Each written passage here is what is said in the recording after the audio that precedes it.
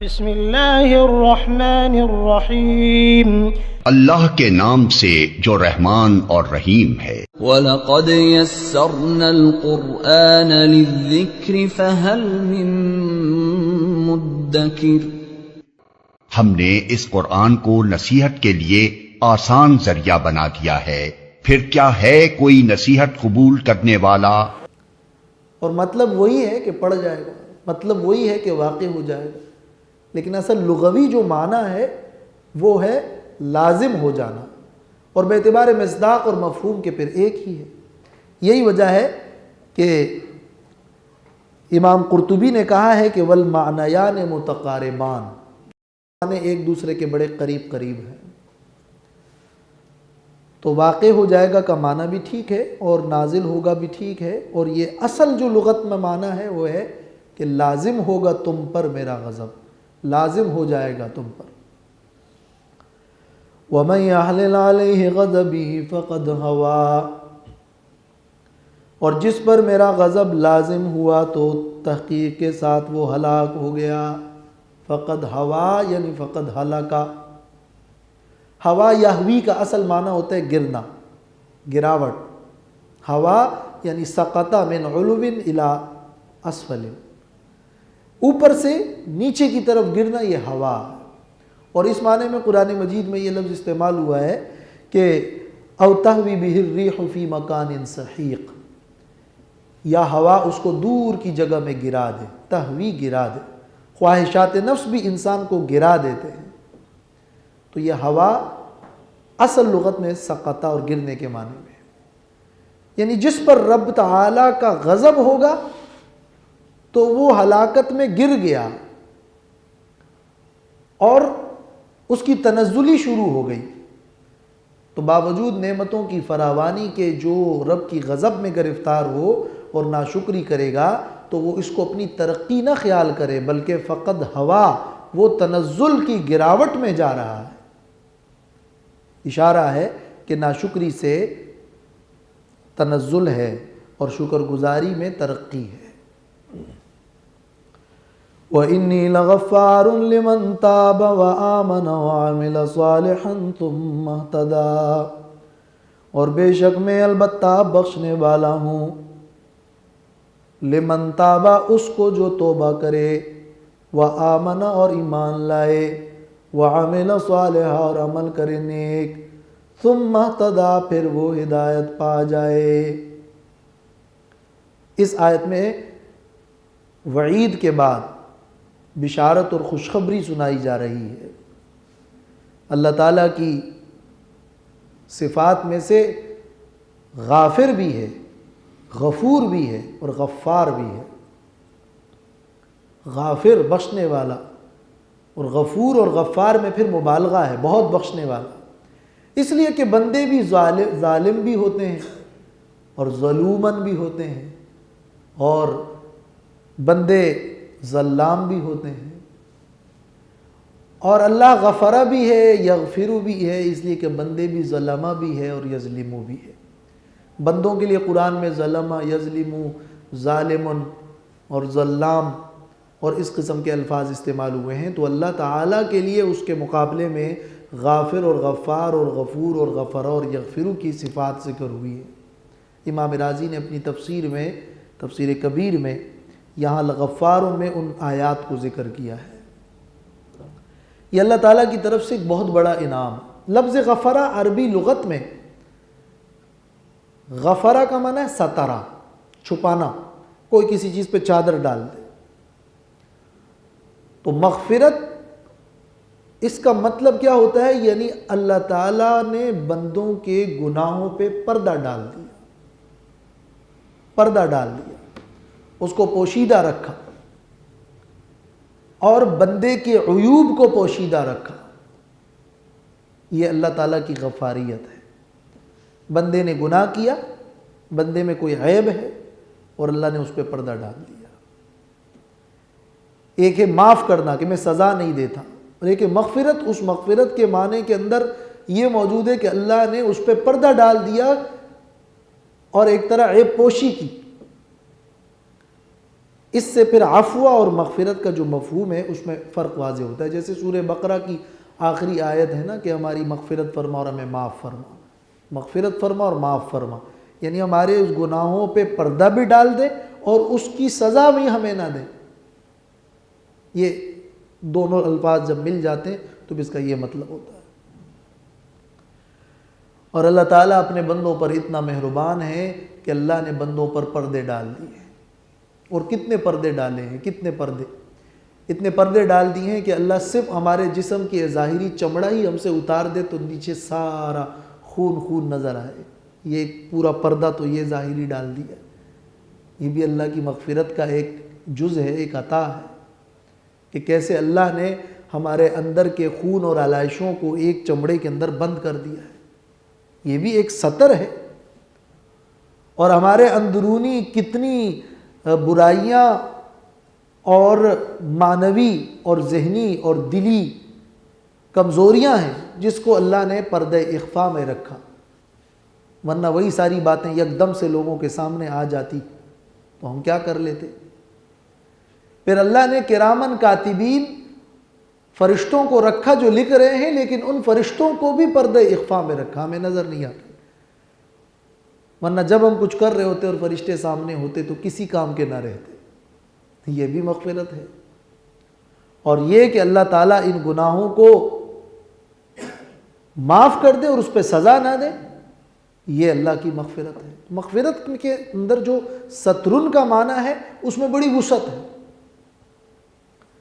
اور یہاں مغفرت کو سترن کے معنی میں لے کر ایک جملے میں یہ امام ابن جوزی نے اپنی تفسیر میں اس کا بالخصوص ذکر کیا ہے, خاص اس مقام میں بھی. اس آیت میں فرمایا اللہ بخشنے والا ہے, بہت بخشنے والا ہے. لیکن کن کو بخشنے والا ہے؟ تابا و آمن و عمل صالحا ثم اہتدی. اس کا مطلب یہ ہے کہ جو چاہتا ہے کہ اللہ کی مغفرت کو حاصل کروں تو اسے چاہیے کہ وہ ایک طریقہ اور ایک راستہ اپنائے, اور وہ طریقہ ایمان اور عمل صالح کا راستہ ہے. یعنی بجائے اس کے کہ آپ اسباب استعمال نہ کریں اور صرف اس تمنا میں بیٹھ جائیں کہ میری مغفرت ہو جائے گی, بغیر اسباب کے آپ اس تمنا میں بیٹھ جائیں کہ میری مغفرت ہو جائے گی, تو یہ خام خیالی ہے. اللہ تعالیٰ کی رحمت کے آگے تو اللہ چاہے تو ایک ذرا سی بات پر مغفرت کر دے بندے کی. اللہ کی رحمت کے آگے تو کوئی انتہا نہیں نا. مگر اصول یہ ہے, ایک اصولی بات اور قانونی بات ہوتی ہے, اور ایک اللہ کی رحمت کی بات ہے.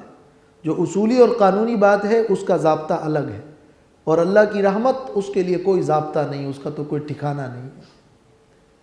تو جو ضابطے کی بات ہے وہ یہاں ذکر ہو رہی ہے. وہ ضابطے کی بات یہ ہے کہ جو ایمان لائے گا, جو نیک عمل کرے گا, توبہ کر کے ایمان لائے گا, نیک عمل کرے گا, اس کو اللہ کی غفاریت ملے گی. اور جہاں اللہ کی رحمت ہے تو اللہ کی رحمت جوش میں آ جائے تو کسی کی مغفرت کر دے. حدیث پاک میں ہے کہ ایک فاحشہ عورت راستے پہ جا رہی تھی کہ اس نے دیکھا کہ ایک کنویں کے کنارے ایک کتا پیاس کے مارے ہانپ رہا ہے. اس نے دیکھا کہ کنویں میں پانی نیچے ہے اور کتا پانی پی نہیں سکتا ہے, تو یہ بھی اللہ کی مخلوق ہے, اپنا موزہ اتار کر اس کتے کو پانی پلایا. تو حدیث صحیح میں ہے کہ اللہ تعالیٰ نے اس فاحشہ عورت کی مغفرت کر دی صرف اس نیکی پہ. اللہ کے ہاں آخرت کے فیصلے وہ تو اللہ تعالیٰ ہی کرے گا. مخلوق میں کسی کو یہ حق حاصل نہیں ہے کہ کسی کے بارے میں کہے کہ وہ جنتی ہے یا جہنمی ہے, اس کی مغفرت ہوگی یا نہیں ہوگی. وہ اللہ ہی جانتا ہے, جس کی چاہتا ہے مغفرت کر دیتا ہے اور جس کو چاہتا ہے جہنم میں ڈال دیتا ہے. آخرت کے معاملات میں اور آخرت کے فیصلوں میں کسی کو حق حاصل نہیں ہے کہ کوئی کسی کے بارے میں فیصلہ کرے. ایک اصولی بات ہے, وہ اصولی بات یہ ہے کہ جو چاہتا ہے کہ اللہ کی مغفرت حاصل کرے وہ توبہ کرے، وہ گناہ چھوڑ دے، وہ ایمان لائے، وہ نیک عمل کرے۔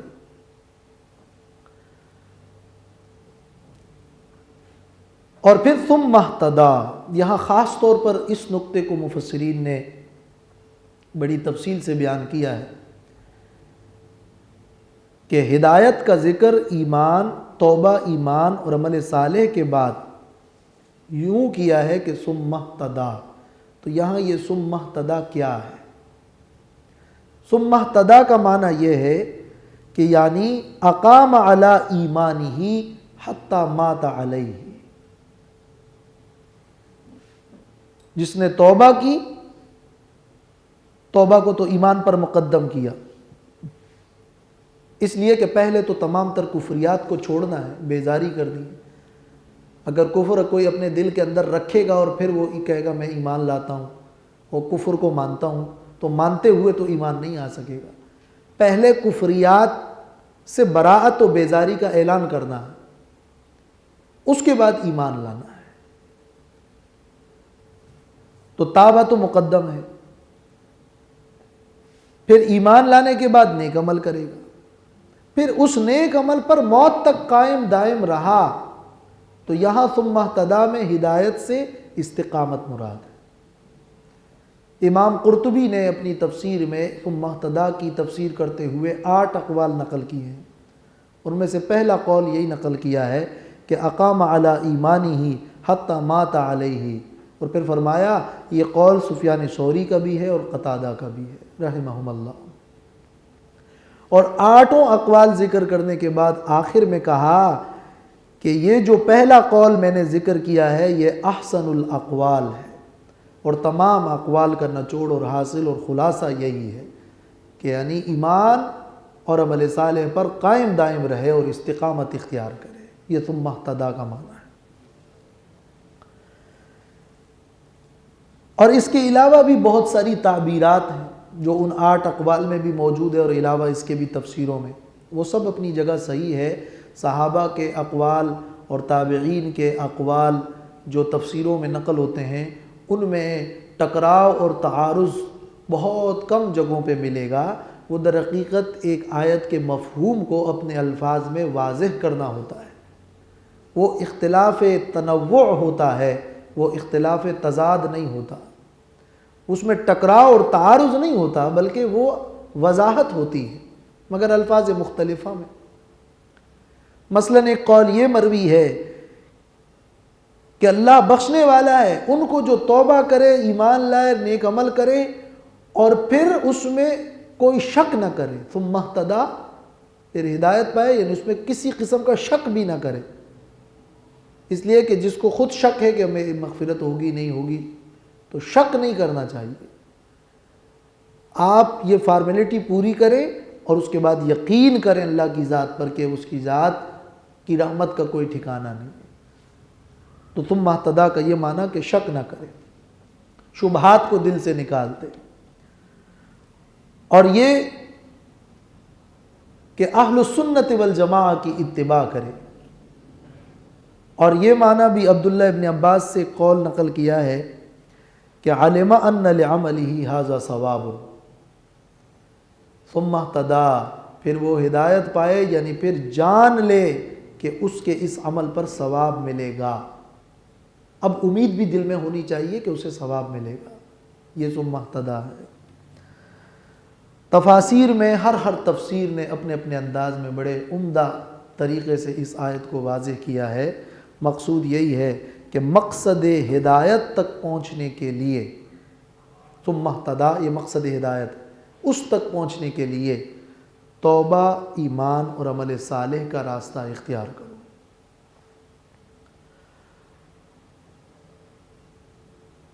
تو سب سے پہلے کیا ہے؟ توبہ،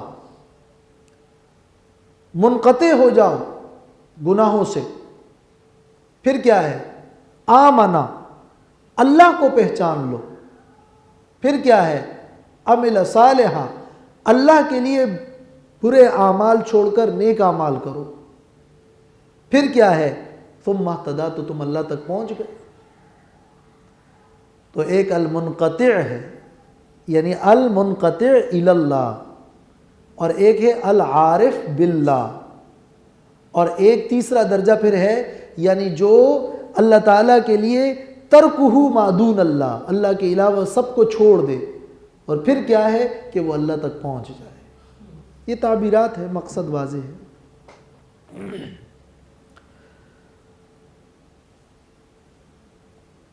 وَمَا أَعْجَلَكَ عَنْ قَوْمِكَ يَا مُوسَىٰ قَالَ هُمْ أُولَٰئِكَ عَلَىٰ أَثَرِي وَعَجِلْتُ إِلَيْكَ رَبِّ لِتَرْضَىٰ قَالَ فَإِنَّا قَدْ فَتَنَّا قَوْمَكَ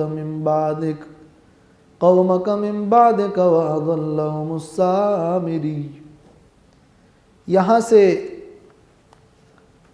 یعنی اس آیت نمبر 83 سے آیت نمبر 98 تک یہ سورۃ طٰہٰ کا مقام خامس ہے، 5واں مقام ہے جس میں موسیٰ علیہ السلام کے اس واقعے کو ذکر کیا جا رہا ہے جو دریا پار کرنے کے بعد ہے۔ یہ آیت نمبر 98 تک 3 قسم کے خطابات ہیں، 3 قسم کے، یعنی اس میں ذکر ہوگا کہ موسیٰ علیہ السلام کی قوم نے موسیٰ علیہ السلام کے کوہ طور پر جانے کے بعد، جس کا اللہ نے وعدہ کیا تھا کہ وہاں تجھے تورات کی عظیم روحانی نعمت ملے گی، اس کے جانے کے بعد قوم کے لوگوں نے شرک کیا۔ تو جب قوم کے لوگوں نے شرک کیا تو موسیٰ علیہ السلام کا ایک خطاب ذکر ہوگا قوم سے کہ وہ قوم پر بڑے غصہ تھے، تم نے یہ شرک کیوں کیا؟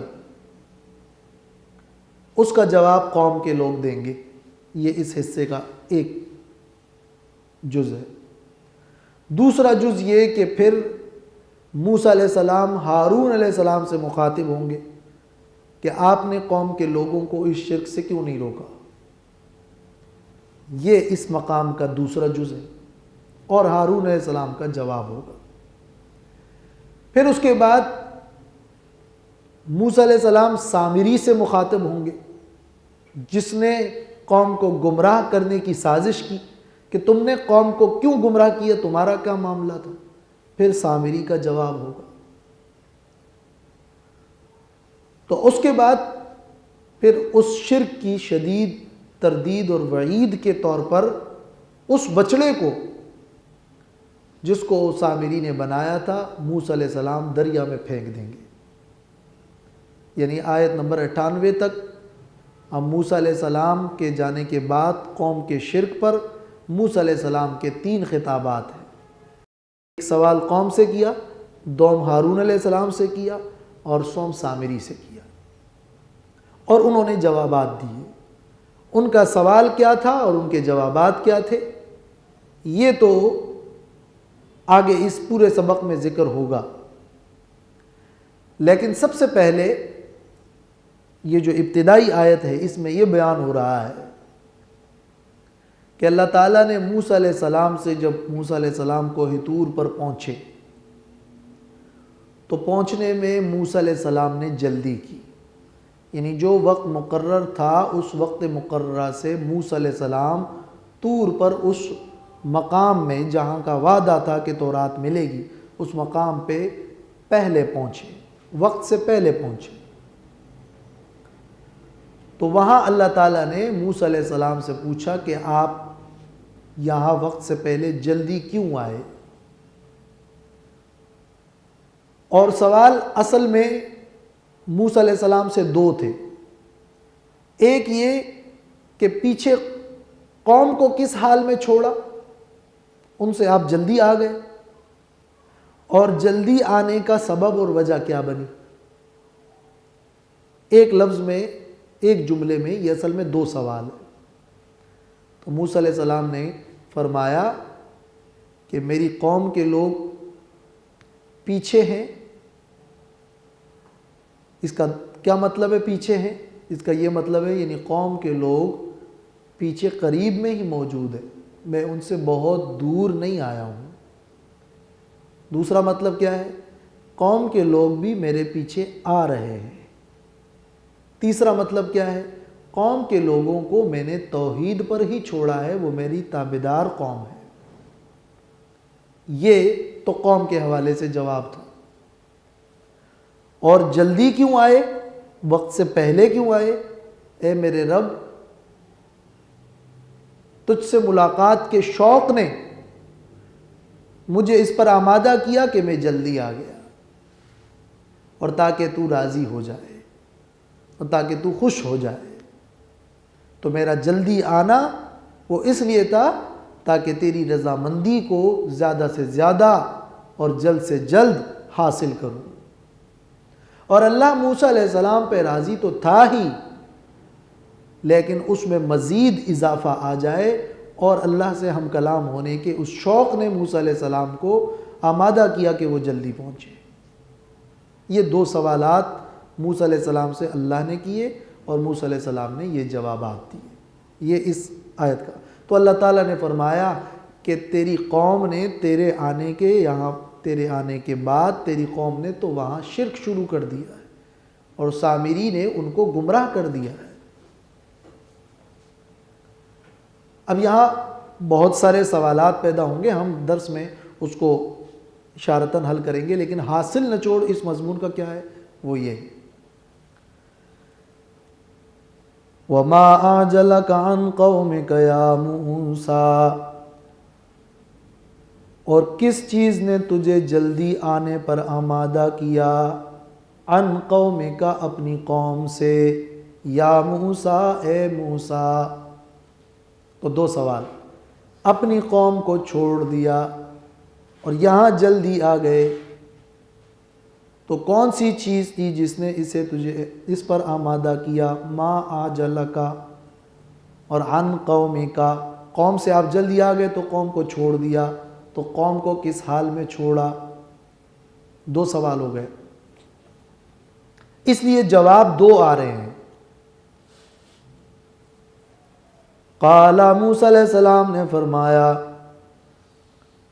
ہم اولائی علی اثری، وہ قوم کے لوگ، یہی ہے، یہ ہم مبتدا ہے، یہ اولائی خبر اول ہے اور علی اثری خبر ثانی ہے۔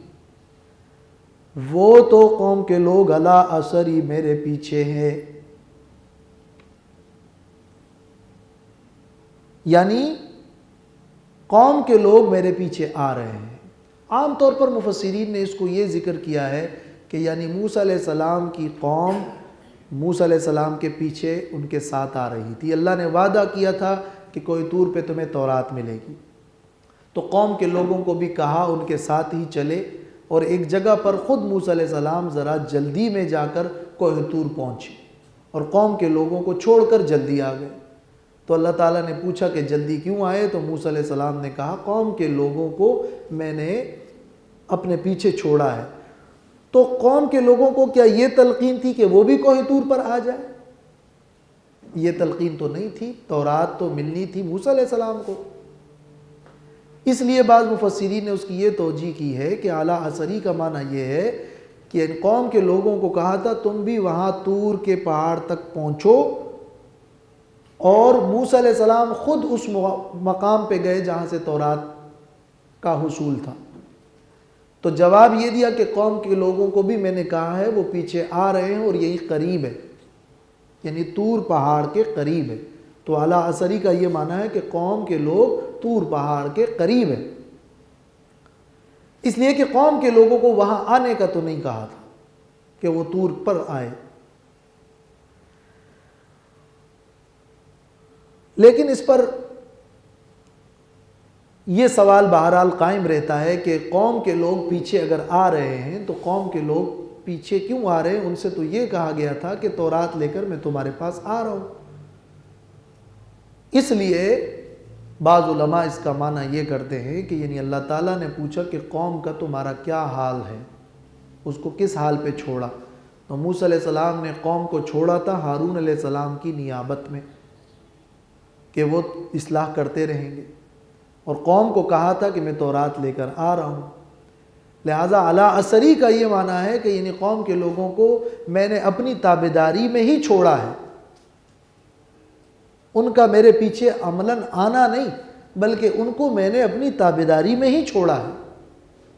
یہ اس کا اصل جواب۔ اس لیے کہ موسیٰ علیہ السلام کا ایک جانا تو میقات اول میں تھا۔ میقات اول میں جب موسیٰ علیہ السلام گئے تو وہاں صرف تورات ملنے کا وعدہ تھا، قوم کے لوگوں کو وہاں آنے کا وعدہ نہیں تھا۔ پھر جب تورات لانے کے بعد قوم کے لوگوں نے اس شرک سے توبہ کا جو طریقہ انہیں بتایا گیا اور تورات دیا گیا اور انہوں نے انکار کیا، تو اس وقت ان میں سے 70 افراد، چیدہ افراد کو طور پر آنے کا کہا گیا تھا۔ تو وہ جو طور پر آنا تھا وہ تو 70 افراد کا تھا، وعدہ تورات تو سب لوگوں سے تھا۔ تو وہاں طور پر آنا مراد نہیں ہے، طور پر آنا میقات ثانی والی بات ہے۔ یہ میقات ثانی کی بات نہیں ہے، یہ میقات اول کی بات ہے، میقات اول کا واقعہ ہے۔ اور سورہ اعراف میں یہ تفصیل موجود ہے اور وہاں سے یہ بات اس طرح معلوم ہوتی ہے۔ اور جلدی کیوں آئے؟ وَعَجِلْتُ إِلَيْكَ رَبِّ لِتَرْضَىٰ، اور میں جلدی آیا آپ کے پاس۔ الیک کا معنی یعنی آپ کے اس مقرر مقام پر جہاں کا تو نے وعدہ کیا تھا۔ الیک کا معنی یعنی فی مکان وعدک، تیرے وعدے کی جگہ میں، الیک۔ اور میں جلدی آیا تیرے پاس اے رب لترضیٰ، تاکہ تو راضی ہو جائے، تاکہ تو زیادہ راضی ہو جائے۔ اس لیے کہ اللہ کے حکم کو بجا لانے میں سبقت کرنا محمود ہے، اچھا ہے۔ کوئی شخص اگر مسجد جلدی آئے یا درس میں کچھ جلدی آ جائے تو یہ تو اچھا ہے، لترضیٰ۔ تو یہاں سبقت اصل میں اس لیے کی تاکہ اللہ تعالیٰ کی ملاقات ہو اور اللہ تعالیٰ خوش ہو جائے اور اللہ راضی ہو جائے۔ اللہ تعالیٰ نے موسیٰ علیہ السلام سے یہ سوال کیوں کیا تھا کہ وَمَا أَعْجَلَكَ، اس کی حکمت کیا تھی؟ وہ تو اللہ تعالیٰ ہی بہتر جانتا ہے۔ مگر بعض مفسرین یہ کہتے ہیں کہ اللہ تعالیٰ نے موسیٰ علیہ السلام کو یہ تنبیہ دینی چاہیے کہ وقت سے پہلے تمہارا آنا صحیح اور درست نہیں ہے، اس لیے کہ قوم کے لوگ پیچھے شرک میں مبتلا ہوئے، تمہارا جلدی آنا اچھا نہیں ہے۔ اس پر متنبہ کرنے کے لیے پوچھا کہ جلدی کیوں آئے۔ بعض مفسرین کہتے ہیں کہ بتانا یہ مقصود ہے کہ قوم کے ساتھ آتے ہوئے سفر میں طریقہ یہ ہے کہ امیر سفر پیچھے رہے، آگے نہ رہے، تم آگے کیوں آئے؟ یہ جوابات دیے جاتے ہیں، مگر امام قرطبی نے اس کا جواب دیا ہے اور میرے نزدیک وہی زیادہ واضح ہے۔ یہاں تنبیہ دینا اور مذمت کرنے کا انداز نہیں ہے، بلکہ یہاں یہ مقصد ہے کہ وَكَانَ اللَّهُ عَالِمًا، اللہ کو پتہ تھا کہ کیوں موسیٰ علیہ السلام جلدی آئے۔ وَلَكِنْ قَالَ وَمَا أَعْجَلَكَ عَنْ قَوْمِكَ يَا مُوسَىٰ، اللہ نے یہ سوال جو کیا کہ کیوں جلدی آئے اے موسیٰ، رحمتاً لموسیٰ وإکراماً لہ بہذا القول وتسکیناً لقلبہ ورقۃ علیہ، یہ اللہ تعالیٰ نے موسیٰ علیہ السلام کے جلدی آنے پر موسیٰ علیہ السلام کے اکرام کے طور پر، ان سے ہم کلام ہو کر ان پر شفقت اور رحمت کے طور پر اللہ تعالیٰ نے موسیٰ علیہ السلام سے سوال کیا وَمَا أَعْجَلَكَ۔ جس طرح اللہ تعالیٰ نے موسیٰ علیہ السلام سے پوچھا تھا کہ تیرے دائیں ہاتھ میں کیا ہے، موسیٰ علیہ السلام نے کہا یہ لاٹھی ہے جسے پیچھے گزرا ہے۔ یہ ایک سوال تھا ما أعجلك، جو کہ اللہ سے ہم کلام ہوتے وقت اللہ کی طرف سے موسیٰ علیہ السلام کا ایک اکرام تھا، تو یہ سوال کیا، اور ساتھ میں یہ بتانا بھی تھا کہ قوم کی حالت پیچھے کیا تھی، اور اس سے یہ بھی واضح ہو گیا کہ موسیٰ علیہ السلام کو یہ معلوم نہیں تھا کہ میری قوم پیچھے شرک کر گئی ہے۔ ان کے جانے کے بعد ہی یہ معاملہ درپیش ہوا، تو اللہ تعالیٰ نے وہاں موسیٰ علیہ السلام کو خبر دے دی کہ تیری قوم شرک میں مبتلا ہوئی ہے۔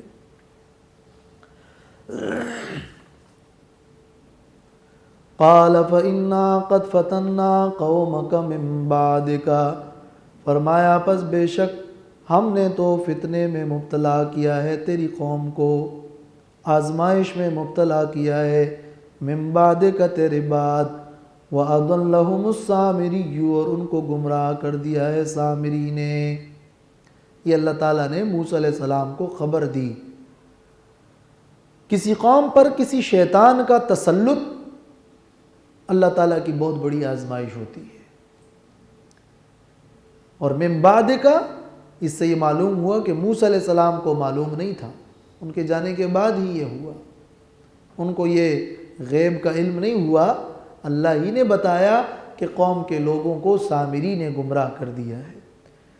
پھر یہ سامری کون تھا اور اس نے کیا کیا تھا، اور موسیٰ علیہ السلام نے واپسی میں کیا کیا، اور ہارون علیہ السلام سے خطاب کرتے ہوئے اور قوم سے خطاب کرتے ہوئے کیا کہا، یہ انشاءاللہ آئندہ کے سبق میں ہم بیان کریں گے۔